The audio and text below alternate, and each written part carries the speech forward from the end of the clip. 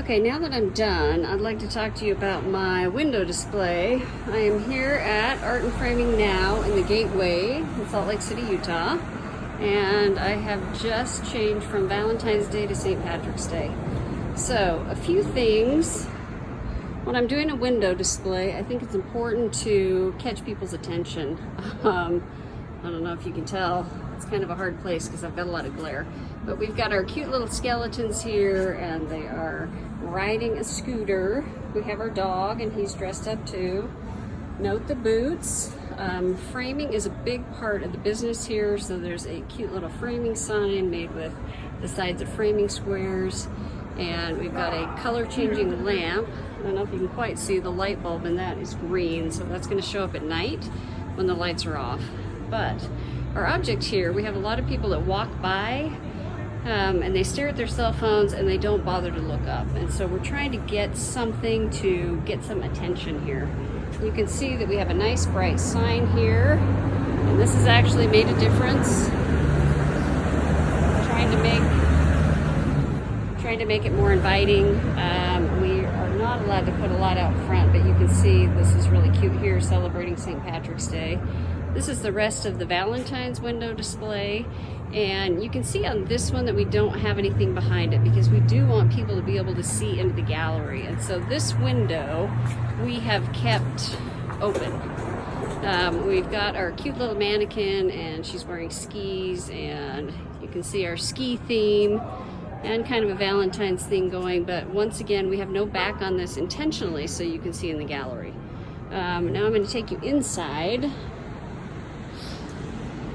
Don't mind all the stuff, but on this side, okay, see how, because we have that window open, you can't really display anything behind it, and so there's a lot of dead space there.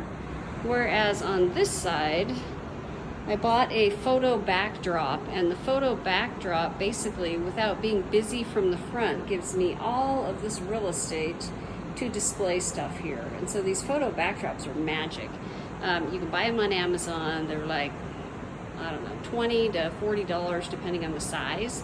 And how I put that up, you can see, look under here. So I've made it out of just a piece of PVC pipe.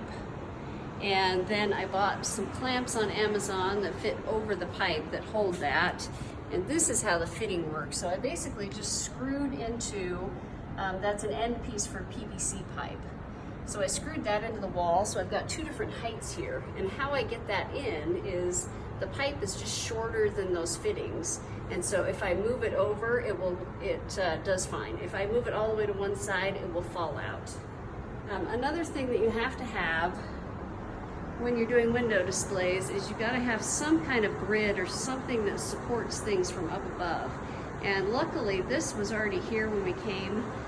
Obviously it's got to be screwed into the studs, and it's got to be able to hold weight. And then I found different types of hooks. Took me a couple of hooks to make sure that they would fit over. And I got, you can see on the back of here, this is galvanized steel wire right here. And it's a real bugger to cut. You've got to have really nice wire cutters. And these are, it's just like a jewelry crimper except jumbo sized. This piece here is like 45 pounds, so I've also got a zip tie holding that up, but I have had no trouble. This piece has been up here for months, and like I said, it weighs like 50 pounds, and I've had no issues at all. I do reinforce it on the back just right here with zip ties, but other than that, no issues. So this looks nice and clean from the gallery side, and like I said, look at all the additional things that I can display by doing this. I try to keep things minimal up there so that it doesn't look like a mess from this end. And that's our lesson today about doing display windows.